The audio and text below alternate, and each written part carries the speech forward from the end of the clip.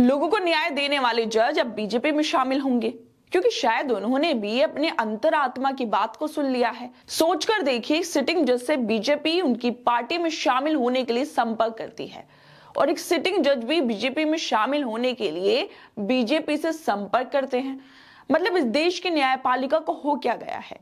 जिन जजों के कंधों पर लोगों को न्याय देने की जिम्मेदारी होती है, वो अपने फायदे के लिए राजनीतिक पार्टियां ज्वाइन कर रहे हैं। बिना इस्तीफे दिए वो बीजेपी के संपर्क में थे। तो ऐसे में सवाल ये उठता है कि कैसे मान लिया जाए कि उन्होंने जितने भी फैसले दिए हैं उसमें बीजेपी का हाथ शामिल नहीं था? कैसे मान लिया जाए कि उन्होंने फैसले निष्पक्ष होकर दिए हैं?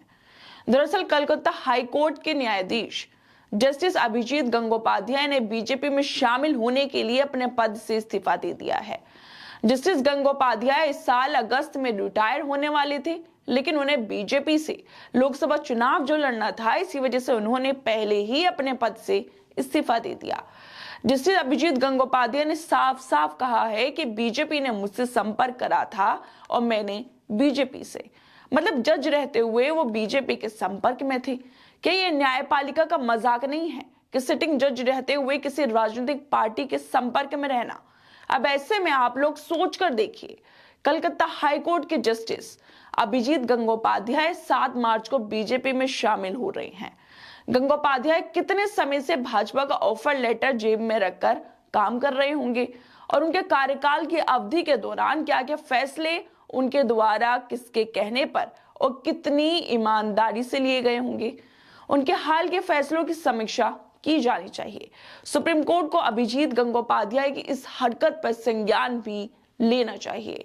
अभिजीत गंगोपाध्याय पश्चिम बंगाल की सत्तारूढ़ तृणमूल कांग्रेस और उसकी सरकार के खिलाफ कड़ी टिप्पणियों के लिए अक्सर चर्चा में रहते हैं, लेकिन जब अभिजीत ने न्यायपालिका से अपनी पारी को विराम दे दिया है तो तृणमूल कांग्रेस ने उनके पिछले फैसलों को लेकर सवाल खड़े कर दिए हैं, जिसका जवाब देते हुए गंगोपाध्याय ने कहा है कि तृणमूल कांग्रेस को कानून की कोई भी जानकारी नहीं है और उन्हें कुछ गलत लगता है तो वो मेरे खिलाफ मामला दायर कर सकते हैं। इसके साथ ही उनका कहना है कि एक न्यायमूर्ति के रूप में वो लोगों की भलाई के लिए बहुत कुछ नहीं कर सकते थे, इसलिए उन्होंने न्यायपालिका छोड़ने और राजनीति में उतरने का फैसला किया, जो व्यापक तरीके से उनके उद्देश्यों को पूरा करेगा।